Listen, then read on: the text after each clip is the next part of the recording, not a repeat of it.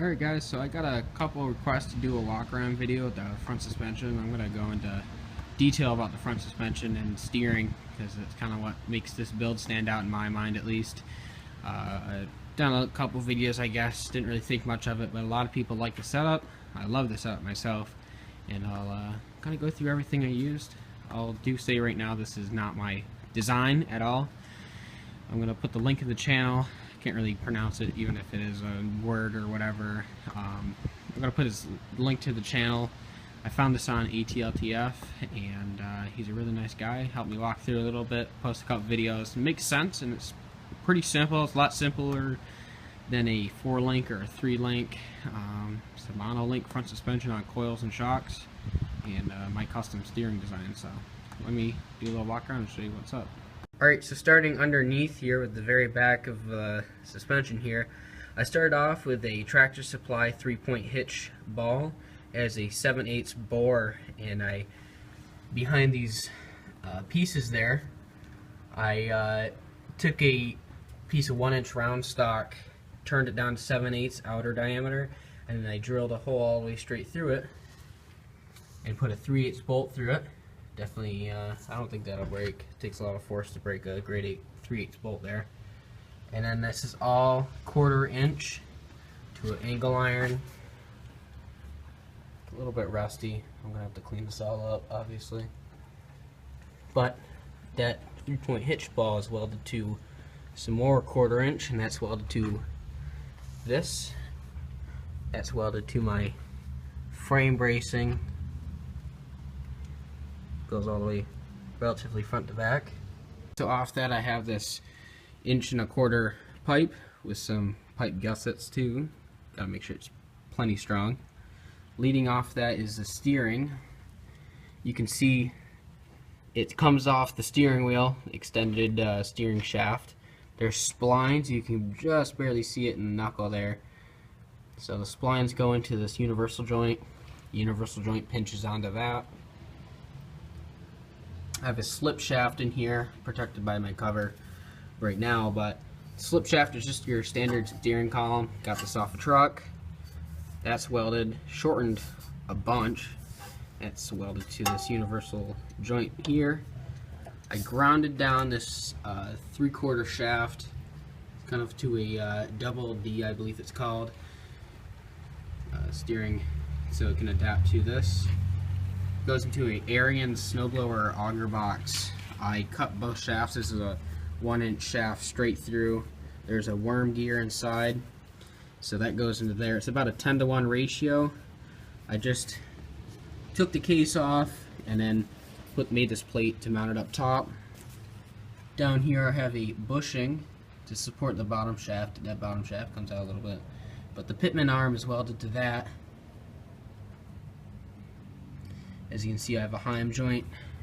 It's my tie rod here. Bunch of mud, but another heim joint there. Then that goes into the actual spindle itself. So that's got its own skid plate to protect it, because obviously that's a lot of things that can break if I ram into a rock with it. So see, the arm comes off here, comes up to the spindle here. I have that high steer I showed you in one of the updates. Modified that so I don't bash that against rocks either. Clears a shock mount, clears a panhard and shock mount. You want to look at these shock mounts, these are pretty simple. Just some angle iron coming off, some tabs out of 1/8 inch I believe, and that comes up to these truck shocks. These were off my 71 F100. Obviously these aren't factory shocks, but they're pretty stiff, I'd say.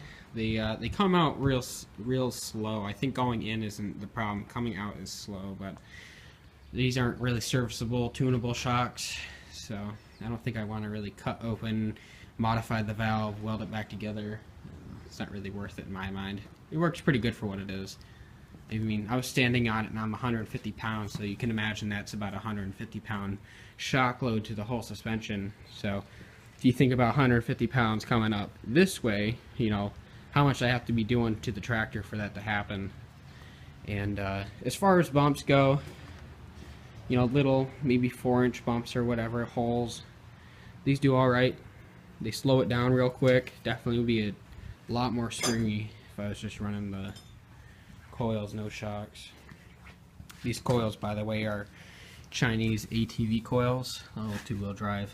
I have no clue what it was, but made these buckets out of 4-inch exhaust pipe, welded a little gusset, comes off both sides, welded that to the frame, and then just a little bolt running through the grill, so the grill is removable.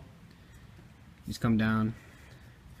Coils fit amazingly snug into these buckets and this 4-inch pipe. It's just pretty lucky that how that works out. But this is the shock is maxed out all the way right now. So I think any more, maybe like another inch or ½ inch, the coil would start coming out. I have issues with that. So as far as that goes, it's pretty good. This doesn't have crazy articulation. Obviously you can see, I don't know, it's around 11 inches I believe. I've had this thing without shocks, coils, or anything, just the, you know, limiting on the mono link ball. I can do like 25 inches or whatever. It's pretty ridiculous, but just a different setup.